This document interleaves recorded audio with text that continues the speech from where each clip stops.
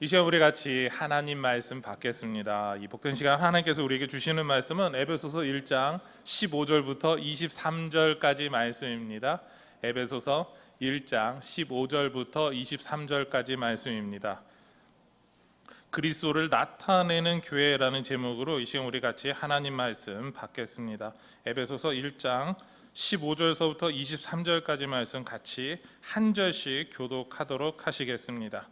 이로 말미암아 주 예수 안에서 너희 믿음과 모든 성도를 향한 사랑을 나도 듣고 내가 기도할 때에 기억하며 너희로 말미암아 감사하기를 그치지 아니하고 우리 주 예수 그리스도의 하나님 영광의 아버지께서 지혜와 계시의 영을 너희에게 주사 하나님을 알게 하시고 너희 마음의 눈을 밝히사 그의 부르심의 소망이 무엇이며 성도 안에서 그 기업의 영광의 풍성함이 무엇이며 그의 힘의 위력으로 역사하심을 따라 믿는 우리에게 베푸신 능력의 지극히 크심이 어떠한 것을 너희로 알게 하시기를 구하노라.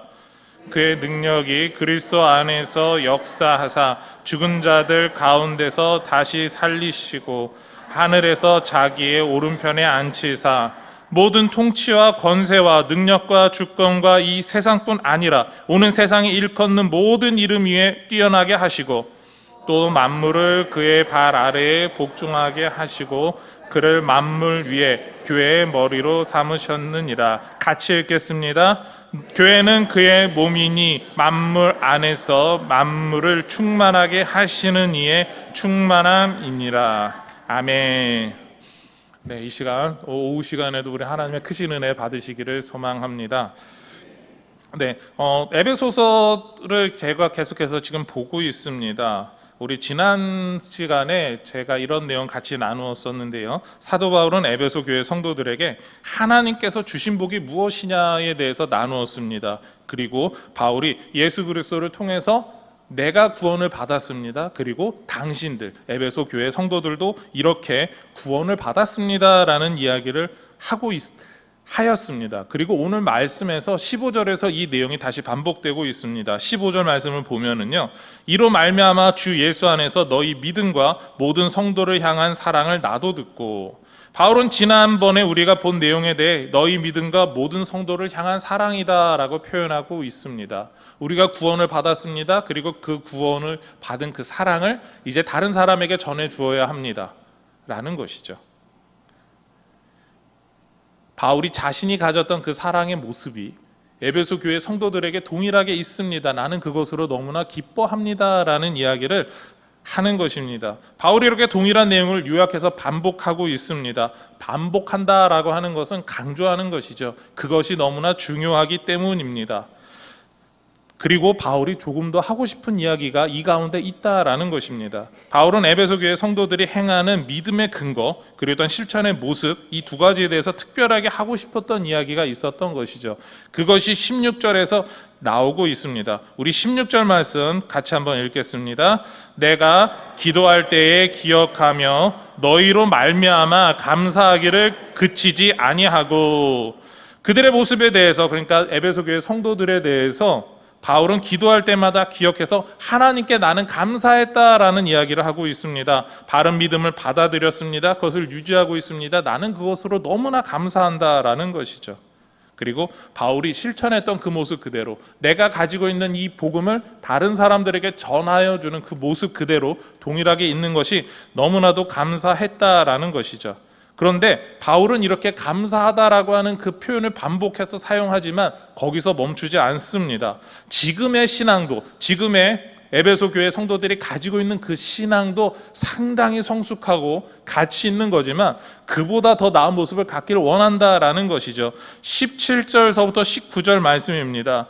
우리 주 예수 그리스도의 하나님 영광의 아버지께서 지혜와 계시의 영을 너희에게 주사 하나님을 알게 하시고 너희 마음의 눈을 밝히사 그의 부르심의 소망이 무엇이며 성도 안에서 그 기업의 영광의 풍성함이 무엇이며 그의 힘의 위력으로 역사하심을 따라 믿는 우리에게 베푸신 능력의 지극히 크심이 어떠한 것을 너희로 알게 하시기를 구하노라.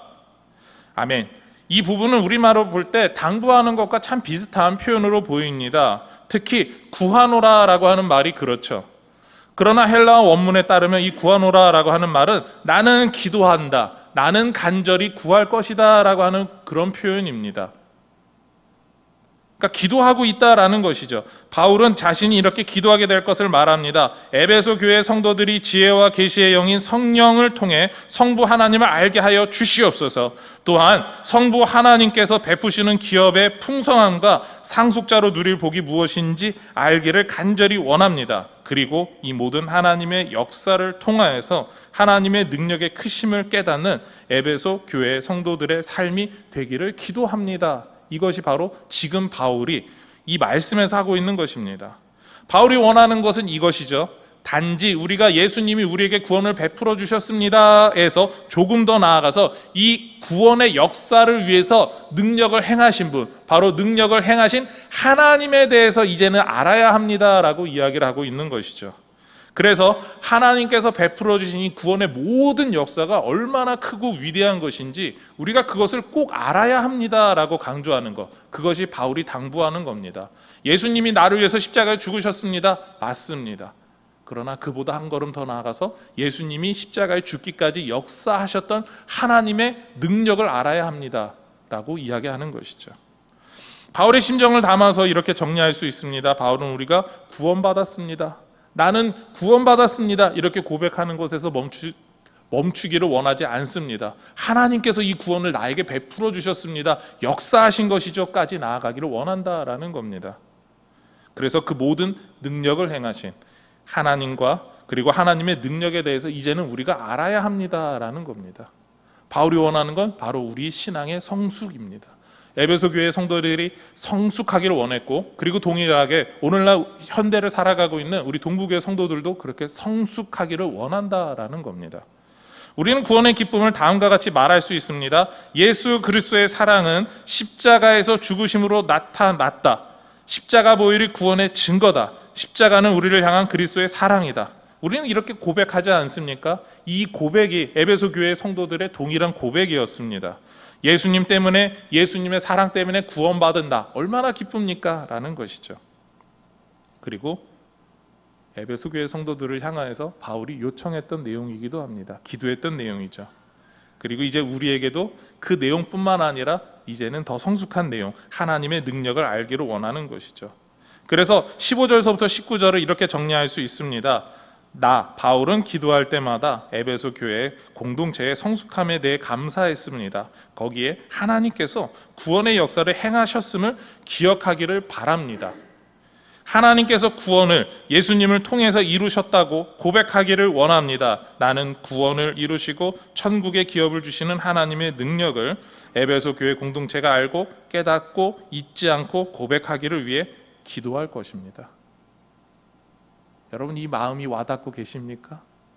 지금보다, 지금의 현재 상태보다 더 성숙하고 하나님 보시기에 너무나 아름다운 교회 공동체가 되기를 원한다라고 하고 있는 바로 이 바울의 고백이 여러분에게 와 닿으십니까?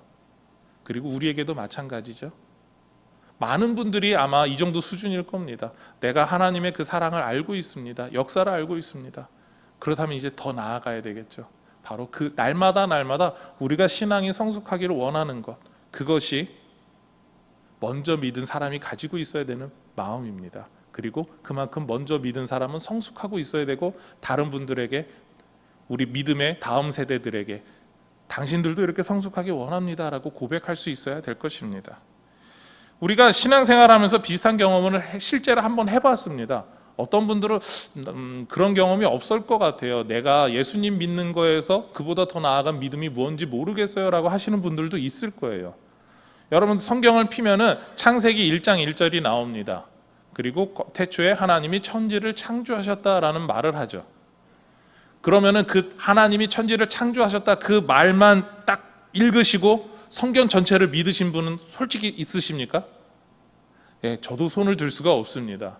우리는 창세기 1장 1절을 읽고 나서 그것이 바로 믿어지는 사람이 없다라는 것이죠. 오히려 예수님께서 이러한 역사를 하셨습니다. 예수님께서 우리를 위해 십자가에서 죽으셨습니다. 거기까지 가야 우리는 그제서야 예수님이 나를 위해서 십자가에 죽으셨어라고 고백하게 됩니다. 우리는 예수님이 죽으셨다라고 하는 그 이야기에서 신앙생활을 시작합니다. 그리고 나서 신앙의 연수가 깊어지고 깊어질수록 우리가 도달하는 데가 어디입니까? 창세기 1장 1절이 그냥 하나님 성경에서 그냥 그렇게 기록하고 있어가 아니라 실제로 그 일이 일어났어. 하나님께서 그 일을 행하실 수 있는 분이야라는 것을 믿게 되는 것이죠. 그게 바로 우리의 신앙이 성숙하는 모습이다라는 겁니다. 그 정도 돼야 이제 바울이 원하는 모습이다라고 하는 것이죠. 우리는 이렇게 우리의 구원을 위해서 역사하신 하나님을 제대로 알고 이해하게 된다라는 것입니다. 사도 바울은 이러한 우리의 경험에서 우리가 그렇게 실제적으로 경험해 왔지 않느냐라고 하는 이야기를 던지고 있는 것이죠. 예수 그리스도의 구원을 믿고 하나님의 역사를 그 다음에 알게 되는 우리의 어떻게 보면 신앙의 성숙의 과정에 따라서 이야기하고 있는 것입니다. 하나님의 능력을 그제서야 알 수 있다라는 것이죠. 예수 그리스도의 구원도 믿지 못하는 사람이 하나님의 능력을 이미 알고 있다? 잘못된 하나님의 능력을 알 수도 있다라는 이야기입니다. 예수 그리스도의 그 십자가 구원을 알았으니까 이제 하나님의 능력을 알아가야 되는 순서이다라는 것이죠. 그리고 그 하나님의 능력을 믿게 하시는 성령 하나님에 대해서도 이제 알아가야 된다라고 하는 그 이야기를 하고 있는 것입니다. 그래서 우리는 이렇게 말할 수 있죠. 우리가 받은 구원의 은혜는 성부 하나님의 사랑과 은혜에서 비록된 것입니다. 이것을 기억하십시오. 그래서 하나님의 능력이 우리의 삶에서 얼마나 크게 나타나고 있는지를 날마다 되새기시기를 소망합니다. 다음으로 기억해야 되는 것이 있습니다. 하나님의 뜻을 따라 십자가에서 구원을 이루신 예수님을 하나님께서 높여주십니다. 20절에서부터 22절 상반절까지인데요, 우리 같이 화면을 보시고 읽도록 하시겠습니다. 시작. 그의 능력이 그리스도 안에서 역사하사 죽은 자들 가운데서 다시 살리시고 하늘에서 자기의 오른편에 앉히사 모든 통치와 권세와 능력과 주권과 이 세상뿐 아니라 오는 세상에 일컫는 모든 이름 위에 뛰어나게 하시고 또 만물을 그의 발 아래에 복종하게 하시고. 아멘. 바울은 하나님의 크신 능력으로 하나님께서 예수님을 죽은 자 가운데서 살리셨다라고 이야기를 합니다. 하나님의 능력으로 하늘 보좌 우편에 예수님을 앉히셨다라고 이야기를 합니다. 하나님의 능력으로 모든 이름 위에, 그러니까 모든 존재들 위에 예수님을 가장 높여 주셨다라고 이야기를 합니다. 하나님의 능력으로 바로 모든 만물이, 모든 피조 세계가 예수님 앞에 엎드려서 예수님에게 복종하게 해 주셨다라고 하는 것을 강조하고 계십니다. 예수님의 이 모든 일들을 통하여서 누가 역사했느냐라고 이야기한다면 우리는 하나님께서 그 모든 일을 하시지 않았습니까? 라고 하는 그 자리에 나아가야 하는 것이죠. 그렇기 때문에 하나님께서 죽은 자를 살리시는 것, 모든 만물을 모으시는 것, 예수님을 모든 이름 위에 뛰어나게 하시고 만물을 복종시키셨습니다. 여러분 한번 이 장면을 한번 생각해 보시기 바랍니다. 그러한 일들이 쉽게 일어날까요? 죽은 자가 부활한다라고 하는 것, 높여주신다라고 하는 것, 모든 피조 세계가 모인다라고 하는 것, 하나님께서 지극히 높여주시는 그 영화롭고 영광스러운 자리 예수님이 한복판에 서 계시다라고 하는 것, 여러분 그것을 어떻게 표현할 수 있겠습니까? 우리가 가지고 있는 여러 가지 상상력을 발휘해도 우리가 하나님의 이 능력에 대해서, 나타나는 역사에 대해서 어떻게 표현할지 참 막연할 수가 있습니다. 요즘 사람들의 상상력이 좋아서 그 상상력을 이루는 도구 중에 하나가 바로 컴퓨터 그래픽입니다. 실제로 존재하지 않는 그 동물들이 존재하는 것처럼, 현상들이 나타나는 것처럼 컴퓨터 그래픽으로 만들어낼 수가 있습니다. 그렇지만 아무리 상상한다라고 해도 우리가 짐작조차 못하는 이 하나님의 능력을 컴퓨터 그래픽으로 만들어낼 수 있을까요? 만들어낼 수가 없습니다. 어떤 누구도 이 하나님의 능력에 대해서 표현할 수가 없습니다. 그렇기 때문에 바울은 모든 것을 어쩌면 자세하게 묘사하지 못했을 겁니다. 그냥 단순하게 하나님께서 살려주시고 높여주시고 모으시고 그렇게 하셨다, 그런 굵직굵직한 사건들만 다루고 있는 것 같습니다. 그 과정들, 사람들이 어떻게 모여드는지, 어떻게 하나님이 높이고 사람들이 어떻게 예수님을 같이 높이는 그 찬양을 하는지, 영광을 소리치는지 전혀 우리는 알 수가 없습니다. 단지 우리 각자가 가지고 있는, 그리고 여러 가지 경험상에서 상상할 뿐이죠. 온 세상을 창조하신 전능의 하나님이 예수 그리스도를 높여주시고 피조세계의 왕이 되게 해주셨습니다. 이 사건들만 놓고 볼 때 20절서부터 22절 상반절까지의 내용은 바로 온 피조세계의 왕으로 등극하시는 예수님의 모습이구나, 우리는 이 정도까지 짐작할 수 있습니다. 그리고 왕으로 등극하는 우리 그 일종의 그 예식을 무엇이라고 표현하죠? 바로 대관식 아닙니까? 예수님이 온 세계의 왕으로 등극하시는 대관식의 그 모습이 있구나라고 하는 걸 우리는 짐작할 수가 있습니다. 이렇게 대관식을 묘사함에 특이한 일이 있습니다. 바로 22절 하반절입니다. 그를 만물 위에 교회의 머리로 삼으셨느니라. 하나님께서 만물 중에 예수를 높여주시는 그 가운데 같이 높아지게 되는 그런 공동체가 있습니다. 바로 교회죠. 하나님께서 만물을 통하여서 높여주신 그 예수님 앞에서 바로 교회도 같이 높아져 있다라는 것이죠. 그리고 교회도 동일하게 앞에서 이야기하시는 것, 예수님이 교회의 머리다라는 것입니다. 교회가 조금 더 특별하다라는 것이죠. 어쩌면 예수님의 친위대라고 표현해도 될 만큼, 가장 특별한 존재라고 표현해도 될 만큼 교회를 높여주고 계시는 겁니다. 그리고 예수님이 받게 되는 그 영광을 교회도 같이 그 자리에서 받게 됨을 보여주고 계시는 거죠. 물론 예수님과 동일하진 않지만 예수님과 거의 비슷한 그 영광을, 그리고 또한 하나님께서 교회가 하나님의 기업을 잇게 된다라고 하면서 상속자라고 하시면서 주시는 그 은혜의 역사를 같이 받게 되는 겁니다. 그런데 꼭 기억하시기를 바랍니다. 이것은 교회가 스스로 높아지기 위해서 무언가를 노력했거나 방법을 마련했거나 거기에 일부러 나아간 게 아닙니다. 바로 하나님께서 불러주시고 세워주시고 높여주셨다라는 겁니다. 하나님의 능력으로 예수를 높여주신 것처럼 교회를 높여주셨다라는 것이죠. 그리고 교회가 예수님의 몸, 그리고 예수님은 교회의 머리라고 선포하고 계시는 겁니다.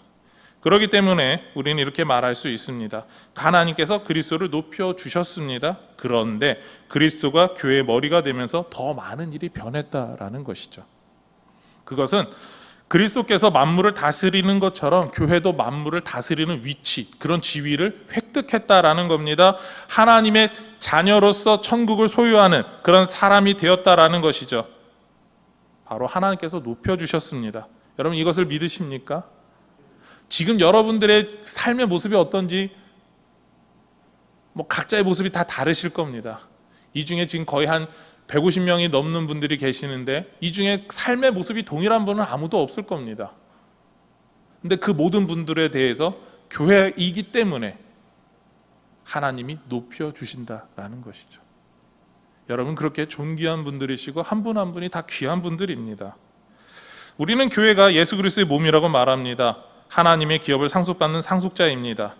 그런데 이렇게 교회를 높여주시는 하나님 앞에서 교회가 해야 할 일이 있음을 강조하고 있죠. 23절 말씀입니다. 우리 23절 말씀 화면을 보시고 같이 읽으실까요? 시작. 교회는 그의 몸이니 만물 안에서 만물을 충만하게 하시는 이의 충만함이니라. 아멘. 그리스도의 몸인 교회가 해야 하는 일이 있습니다. 그것은 바로 교회의 본질적인 삶의 모습을 드러내고 나타내야 합니다. 교회는 만물을 충만하게 하시는 예수의 충만함을 나타내는 것이 그 본질적이고 삶의 모습입니다. 여러분, 한 사람 한 사람이 살아가는 그 삶의 현장에서 여러분들이 아침에 일어나서 저녁에 눕기까지 살아가는 그 모든 모습 가운데 예수 그리스도의 충만함이 나타나야 한다라는 것이죠. 그것이 오늘 주일에만 나타나는 것이 아니라 월요일, 화요일, 그리고 토요일에 이르기까지 그 모든 생활에 있어서 나타나야 합니다. 바로 그렇게 나타나기를 간절히 바라고 있다라는 겁니다.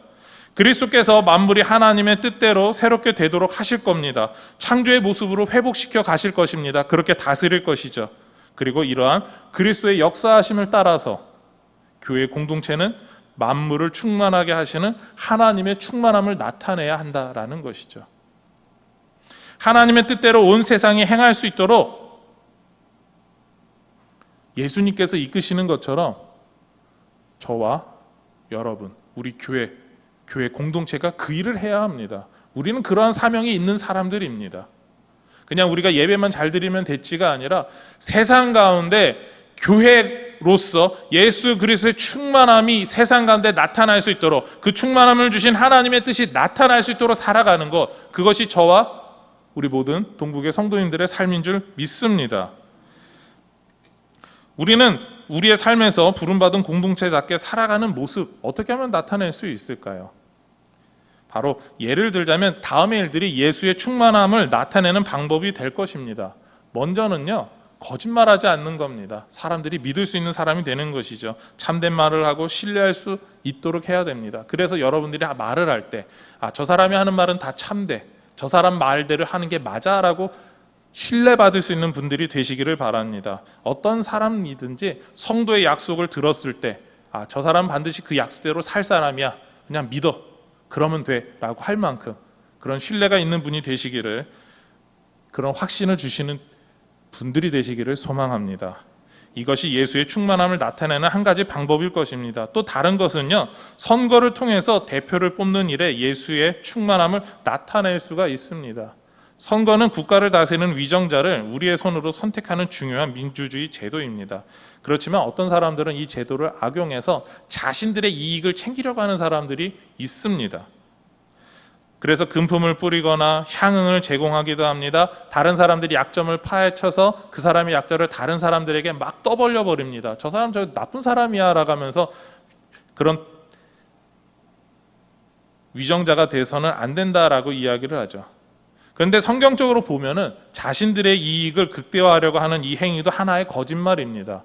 이웃에 대해서 거짓 증거하지 말라라고 하는 10번째 계명을 어기는 것이죠. 거짓 증인이 되고 거짓 증거하고 모함하는 것, 오늘날 많이 나오고 있는 거짓 뉴스다라고 하는 것, 성경적으로 봤을 때 다 십계명대로 이야기를 한다면 어쩌면 돌을 던져서 맞아야 될 사람들입니다. 근데 우리 주변에 그런 사람들이 얼마나 많습니까? 그런 사람들이 나라를 다스린다고 합니다. 얼마나 답답한 현실입니까? 하나님께서 우리에게 지혜를 주셔야 됩니다. 어떤 사람을 뽑을 수 있나 봤을 때 바로 하나님의 뜻대로 행하는 사람, 예수 그리스도의 뜻대로 행하는 사람, 그 충만함이 나타나는 사람이 우리나라를 다스리는 그런 위정자가 되게 해 주시옵소서라고 기도해야 됩니다. 뭐 어떤 당이 중요하지 않습니다. 출신이 중요하지 않습니다. 하나님의 뜻대로 행하는 사람이 우리나라를 다스리는 사람이 되어야 합니다. 이것이 성경의 뜻입니다. 그리고 수많은 우리가 사회적 문제들에 대해서 하나님의 뜻대로 살아가는 것이 무엇인가 알려주는 것, 이것이 바로 예수의 충만함을 나타내는 것입니다. 이 외에도 우리가 수많은 것들을 경험하게 됩니다. 오늘날에 무엇이 문제입니다. 저런 게 문제입니다. 이게 문제입니다. 수많은 이야기들을 하고 있을 때 우리가 할 수 있는 것이 무엇입니까? 하나님의 뜻대로 살아가는 사람, 그 본을 저와 여러분이 다른 사람들에게 보여주는 겁니다. 그리고 이것이 하나님의 뜻이고 이렇게 살아가는 것이 맞습니다라고 보여주는 것, 그것이 바로 예수의 충만함을 나타내는 방법입니다. 우리가 어떤 조직에 속해 있으니까 조직이 원하는 대로 그냥 무조건 하면 됩니다가 아니라 하나님이 원하시는 방법이 무엇이냐, 예수 그리스도의 충만함이 나타나는 방법이 무엇이냐, 그것을 고민하고 그렇게 살아가는 것, 그것을 하나님께서 예수 그리스도를 통해서 우리에게 원하시는 삶이다라는 것입니다. 그렇습니다. 성도는 교회 안에서만 하나님을 나타내고 하나님의 뜻을 행하는 사람이 아닙니다. 우리의 일상의 삶을 살아가는 가정에서, 직장에서 하나님의 뜻이 무엇인지 그것을 보여주고 행동해야 하는 공동체입니다. 우리가 교회 안에서 하나님 뜻대로 행하는 게 얼마나 기쁘고 즐겁습니까? 교회 다니는 분들 서로 만났을 때 얼마나 행복합니까? 그것이 세상 가운데 예수 그리스도를 모르는 사람들 앞에서도 나타내고, 그 예수 그리스도를 모르는 사람들이 저 기쁨을 우리도 누리고 싶다라고 말할 수 있는, 고백하는 그런 모습을 보여주는 저와 여러분의 삶이 되기를 소망합니다. 말씀을 정리하고자 합니다. 교회를 향한 하나님의 구원의 역사는 분명히 그리스도를 통해서 나타납니다. 하나님께서 예수님을 온 세상의 왕으로 높여주셨습니다. 하나님께서 준비하시고 높여주심으로 그 모든 것을 확증시켜 주셨습니다. 거기에 교회도 동일하게 동등되게 올라가게 되고 하나님의 뜻을 나타내는 자리에 서게 되었습니다. 교회를 통해서 우리는 하나님을 나타내야 한다는 것이죠. 그리스도를 나타내야 되는 겁니다. 예수 그리스도의 충만함, 예수 그리스도 중심으로 살아가는 삶을 저와 여러분은 보여야 합니다. 예수 그리스도가 우리 인생의 주인이시다라고 하는 것을 우리 교회 공동체 한 분 한 분이 다 보여주어야 합니다. 나이가 많습니까? 나이가 어립니까? 사회적 지위가 낮습니까? 높습니까? 신앙생활이 짧습니까? 깁니까? 다 중요하지 않습니다. 우리가 교회 공동체이기 때문에 우리의 삶의 모습이 어떠하든지 어떤 곳에서 살아가든지 간에 그곳에서 예수 그리스도의 충만함을 나타내는 삶, 그것이 저와 여러분의 삶이 되어야 합니다. 교회는 이 모든 과정에서 하나님의 뜻을 보여주어야 하는 것이죠. 이 구원을 위해서 하나님께서 우리에게 능력을 행해 주신 것처럼 우리의 삶의 모습을 통해서 예수 그리스도의 충만함을, 하나님의 뜻을 세상 가운데 선포하는 저와 여러분의 삶이 되기를 소망하며 축원합니다. 기도하시겠습니다. 하나님 감사합니다. 우리 가운데 하나님께서 구원을 베풀어 주셨고 은혜를 베풀어 주셨고 능력을 베풀어 주셨습니다. 우리가 구원을 누리고 살아가고 있는 삶을 살고 있다라고 사람들 앞에 고백을 합니다. 예수 그리스도의 충만함이 우리 가운데 있습니다. 하나님이 부어주시는 그 충만함이 있습니다. 그렇다면 이제 우리가 그것을 세상 가운데 보여주게 하여 주시옵소서. 우리의 삶의 모습을 통하여서, 우리 삶에서 살아가는 모습을 통하여서 하나님의 뜻이 나타나며 하나님의 충만함이, 예수 그리스도의 충만함이 나타나게 하여 주시옵소서. 이 모든 것 예수님의 이름으로 기도드립니다. 아멘.